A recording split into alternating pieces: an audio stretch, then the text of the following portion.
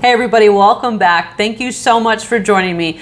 Today we are talking about the table. This is video 7 in our The Prophet's Handbook series. Okay, so don't forget to like, subscribe, share, comment below. All those things help send this video and this channel into the algorithm. Guys, I had someone come on and comment and criticize me and say that I was obviously a false teacher and a false prophet because I was asking for likes, subscribe, shares, and comments. But listen, guys, it isn't so much what we say or do, but our heart motive behind it. God knows my heart motive, okay? But if you have to understand the YouTube and social media culture, and that is, guys, if you don't like, subscribe, comment, share the videos that you enjoy and love and the channels that you enjoy and love, the algorithm says if that person doesn't love it, no one else will either. Okay, this is literally how it works. But when you comment, when you like, when you share those types of things, it says, oh, if that person likes it, 10 more from the same, age level, gender, that kind of thing might also like it. And it pushes it out to 10 more people and so on and so on. As a Christian, that is how we get God's word pushed out into a public algorithm, okay? So anyway, God knows my heart, and I didn't lose sleep over it, but in case anyone is wondering why I say that, it is not for my ego, all right? I went through many years without even asking for it. I was faithful in teaching when I had 7 subscribers, and I will be faithful in teaching what God says to teach when I now have 800 subscribers, okay? So thank you guys for your likes, subscribe, shares, comment. They have been helping. As you can see, my count has doubled in just a few months because I finally started adding it in here to remind viewers the importance of doing those things. It's so easy to just click on a video, enjoy it, and move on with your life. Just take a couple seconds, hit that like button, comment what you liked about it, share it with someone, that kind of thing, all right? Not just my channel, but any channel that you enjoy watching, okay? All right, so today we're talking about the table. We're gonna talk about 3 tables, okay? 3 tables that exist in our world today. 2 that are mostly seen in our culture, and which table Jesus says that we belong at, okay? Especially, this is speaking specifically to prophetic people, but honestly, it applies to anyone, okay? All right, so table number 1. This is so important, guys. I want to share what table you belong at, all right? And I don't say this for sympathy or empathy or anything like that. I say these things because it's truth, and the truth sets people free. And I believe that the devil likes to keep us believing that some weird things happening to us that never happen to anyone else, okay? So when I give vulnerable testimonies, it is so that somebody on the other end can be comforted and know, hey, I'm not the only one who's ever dealt with this. Someone else is going through or has gone through the same thing. All right, so, but with the prophetic anointing, you will be rejected, you will be shunned, you will be all sorts of things, okay? We talked about some of that in the video previous to this. If you didn't watch that, go and catch that, okay? And guys, listen, a lot of times, listen, I have been, the majority of the persecution I've received as a Christian, as a woman Bible teacher, and as a prophetic person have mostly come from Christian brothers and sisters, okay? People that should know the truth firsthand, okay? And yet are very judgmental, and instead of getting on their knees and asking the Lord, just take another person's word for it, okay? And that's what happened in Jesus's day. We see that culture with the Pharisees and that kind of thing, right? They should have known him. Of all people, they should have known him, and they did not. Actually, I believe that they really did know exactly who he was, but struggled with jealousy and the fact that this guy who was the carpenter's son and came out of Nazareth was somehow an authority over them, okay? All right, so, but just remember, guys, it is not the person, but what is coming against them. Someone wise said that. So if you have rejection or things coming against you, guys, it isn't the person doing it. Our battle is not against flesh and blood. It is against spiritual wickedness in high places. And yes, they use weaknesses of people, okay? People's fears, insecurities, jealousies, greed, those types of things, right? The impatience. They use those things. Yes, that person is at fault, but behind it is a much bigger spiritual strategy taking place, okay? And so it is not the person, it's what's coming against them, like Jesus said. He's like, hey, when they come against you, just know great is your reward in heaven, for so they persecuted the prophets before you. Okay, now the people persecuting you and the people that have persecuted me, they weren't alive generations ago.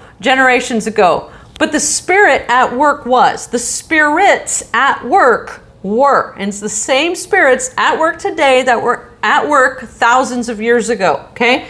So in our church culture, we have power struggles, unfortunately, just like in the work world, etc., guys. If we would operate with pure heart motives, this wouldn't happen. But we're human, and sometimes we're off our game, and these things take place, or sometimes we're not warned. Sometimes we're raised up as Christians in a culture like this, and we don't see any different until it is absolutely just, brought in front of our face, okay? Or we fall hard, all right? So what tends to happen when we are in a place of power, whether that's a position, a title, a gifting, guys, super important. We're talking about the prophetic gifting here, okay? It can get to our heads a bit. And if we aren't careful, we create power circles. We create power groups, okay? The Pharisees were great at this, guys. This is what they did. They loved the greetings in the marketplace. They loved being worshiped, etc. They loved being adored, right? The spotlight was on them. It was on their group. And people thought, wow, what it must be like to be a Pharisee. And they loved that. It gave them a superiority. It gave them a superiority complex is what it gave them. But it gave them this sense of status, okay? That people were here and they were deceived, looking up, thinking that must be the way up. That must be what power looks like. That must be what success looks like, okay? And so I'm actually reading through Luke right now in my devotion time, and the Lord was showing me different things about the Pharisees and the spirits in what they do. And so they create like this ladder. Imagine you have a tree house, okay? And so they built this ladder and they decide who comes up, okay? And how you get to come up is if they have some sort of control over you, if you're just as wretched as they are, you're able to keep secrets, not keep someone accountable, or maybe you have something that can sell, right? Something, a name, right? You're name dropping. Oh, well, that person works for such and such, or that person, blah, blah, blah, right? We talked about this on the other end of things last time, and now we're talking about what it looks like on the opposite end, okay? So they decide who comes up. So this same spirit exists in our culture today, in our Christian culture, sadly. We see it in the business world, we see it all sorts of places, but it exists in our Christian culture. My eyes have been open to it for 10 years, and let me tell you, it is disgusting, okay? So this is table one, the Pharisee table. Do not sit here, okay? Do not sit here. It will choke your growth, okay? You'll be so busy trying to be a men pleaser that you forget to please God. This will choke you, because think of the parable of the sower. He went out to sow, right? And some fell among thorns, I think it was, and it choked it. And Jesus related it to the cares of this world. And so Pharisees are more concerned about pleasing men than pleasing God, because that's where their worship comes from. People, right? And so they want to continue to keep this appearance, and they'll do anything to keep this appearance, keep this spotlight, keep this, power, whatever it is, okay? And keep that worship coming. Keep that security coming. Those types of things, okay? And all along forgetting to please God, okay? So don't desire to sit here either, guys, because we've talked about the real deal. And last teaching I talked about how you're going to be, there's going to be situations that doors will be closed to. So it's likely, guys, that a real deal won't actually be called to come up that ladder, okay? If there's a ladder, you won't be called to come up that ladder, okay? Because the spirits there, not people, again, the spirits want to exclude you so that you will be zealous for them, okay?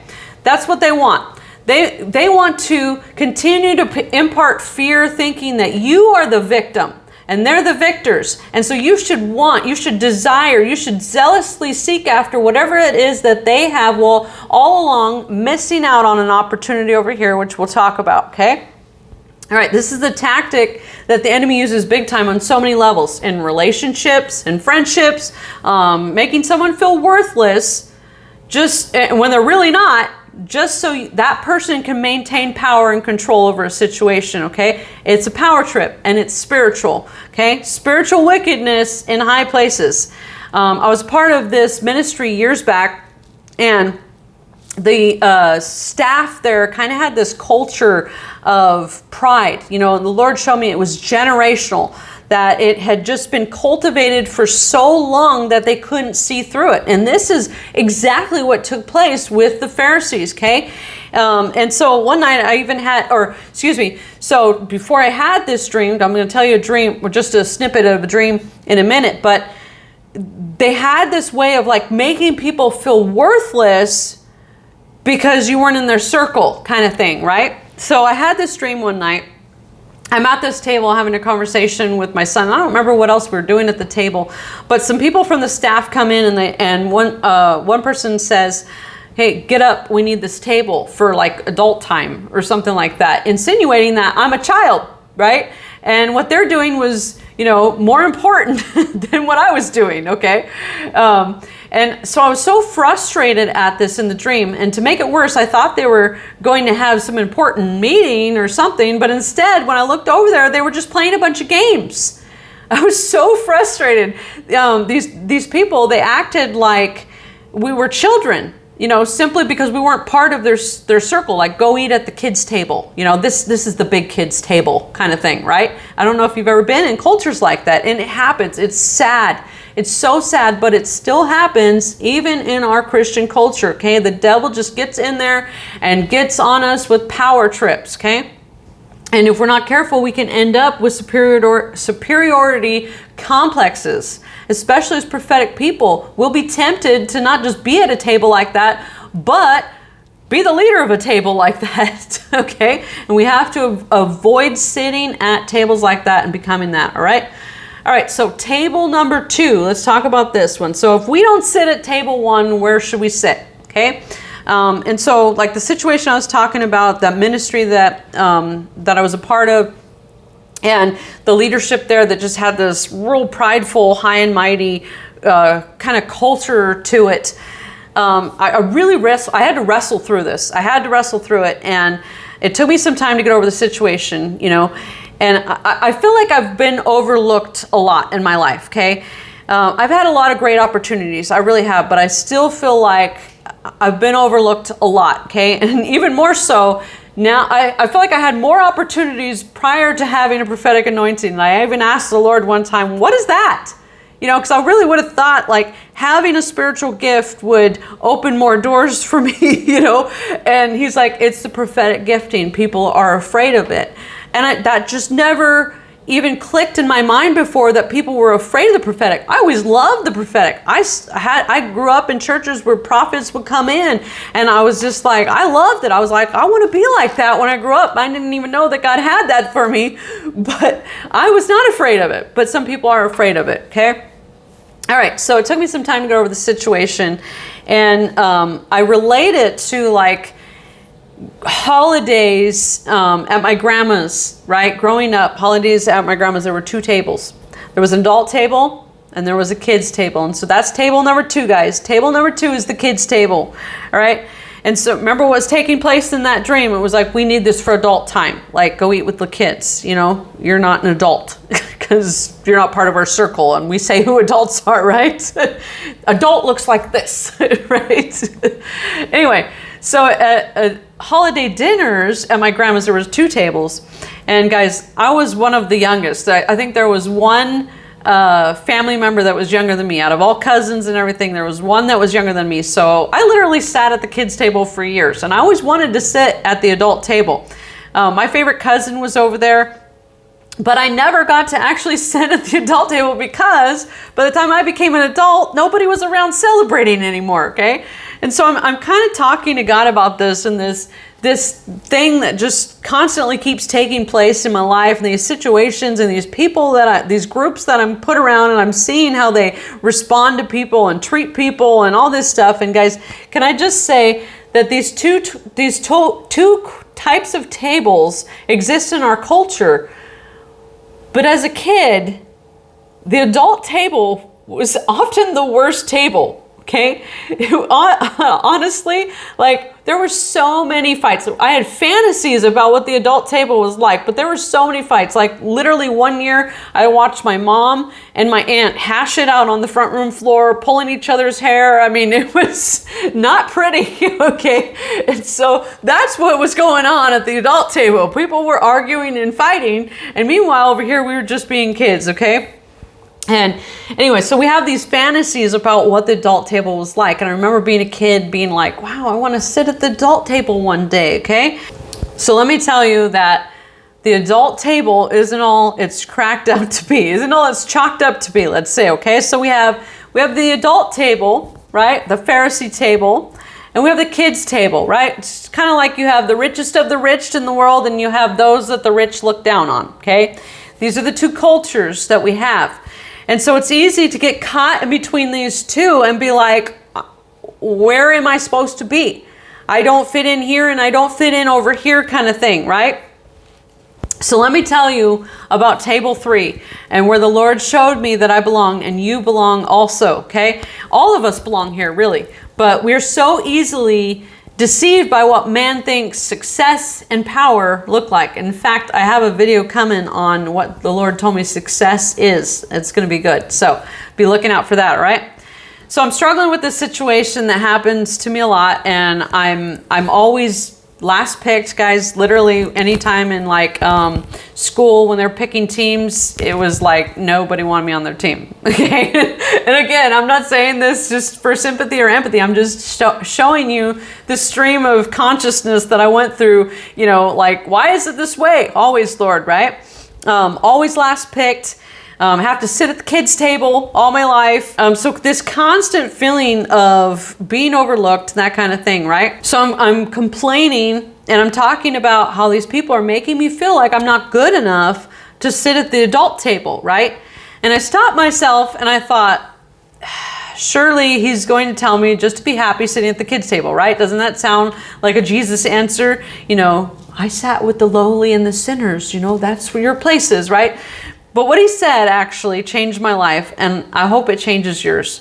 I hope when you come against this spirit, this power trip, religious spirit, not people, again, guys, when you come against this power trip, religious spirit, that you hear and remember and act on these words about what I'm about to tell you, okay? So I said, Lord, I know what you're thinking. You're going to say, I should just be happy at the kids' table because that's where it is, right? Jesus hung out with sinners. He hung out with the lowly. You know, like he wasn't trying to be in the spotlight with the Pharisees. So I'm assuming that's how he's going to answer me. But instead he said this. He said, come and eat and drink with me at my table. So let that sink in for a minute. Come and eat and drink with me at my table. A third table, guys, a third table that a lot of times goes overlooked and is the most important table that there is, okay? So let that sink in, guys. And when it comes to picking a table, pick the third option, guys, okay? Don't get caught up in power struggles to end up like a Pharisee, okay? Choking your spiritual growth. Instead, here's what he says. Here's what he says. He says, set your mind on things above and not beneath, okay? The devil will keep us so wrapped up in deception here, in being deceived, thinking that's what success means. That's what it means for power. That's how you get high up, that kind of thing. And no, none of those things matter. None of those things matter, but the devil and our weaknesses create this culture, create this spotlight that deceives people into thinking, oh, that must be how you get high up, right?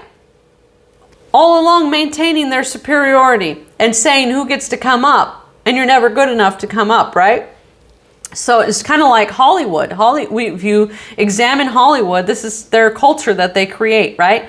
You gotta do something crazy to get chosen to be in that next film. You know what I mean? Okay, there's a lot of stuff that takes place in Hollywood where people look at Hollywood and they're like, oh, it must be so amazing to be a star, but look the corruption that goes on there. Look what actually happens there. Look at how many stars are actually depressed and lonely and commit suicide. Okay, it isn't all it's chalked up to be. All right, so there's these many spotlights all around that are deceiving us, making us shift our focus rather than setting our mind on things above and not beneath. Okay, so we have to constantly shift our focus to not be deceived about what power really is. Okay, the Pharisees love power, but all the power they had was power of men. If we want the power of God, which we should, especially as prophetic people, we must sit with God. Okay? Look at the disappointment as his appointment, guys. When people are rejecting you or pretending like you're not good enough to come up into their circle, that kind of thing, look at it as protection. There's a saying, I always say disappointment is his appointment, but there's another saying I've heard people say, rejection is his protection. Okay? So consider that protection over your life. Chances are you don't want to sit in that circle anyway, okay? Just like the Pharisees. They had this spotlight over them that said, this is what it means to be high up. We are the top-notch people and you will look at us and worship us, right? Well, under the surface, they were whitewashed tombs. Under the surface, they were a den of thieves. Under the surface, they were a bunch of snakes, okay? That type of thing is what I'm talking about, okay?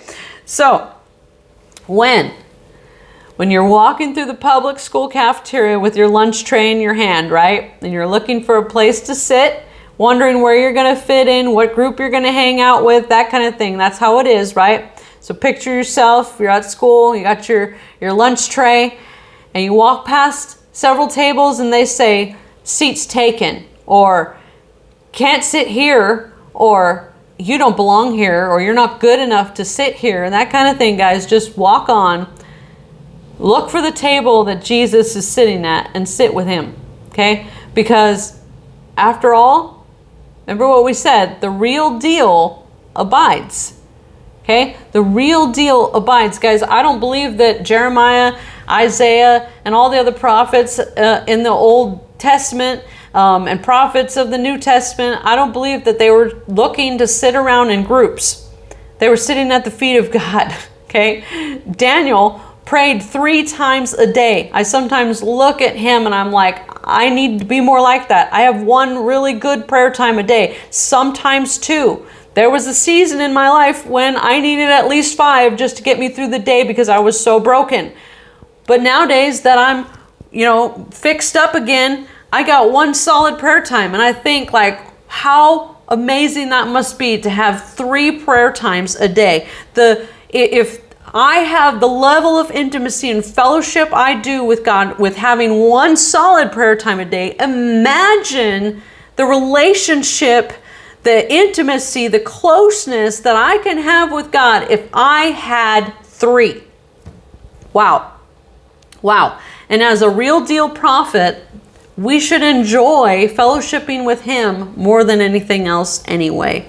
Okay? So guys, don't get caught up in the power struggle. It's an illusion. It's a deception of Satan that is meant to choke us. It is meant to keep us here instead of here. It is intended for us to keep us quarreling, keep us divided, keep us, stepping over people, those types of things. When all in all, if we really want power, it's at Jesus's table. So find Jesus's table and sit with him, and do not sit with the Pharisees. Okay? All right, so that's what I have for you today. I hope that blesses you. I'm sorry it was kind of long, but I look forward to seeing you in other videos.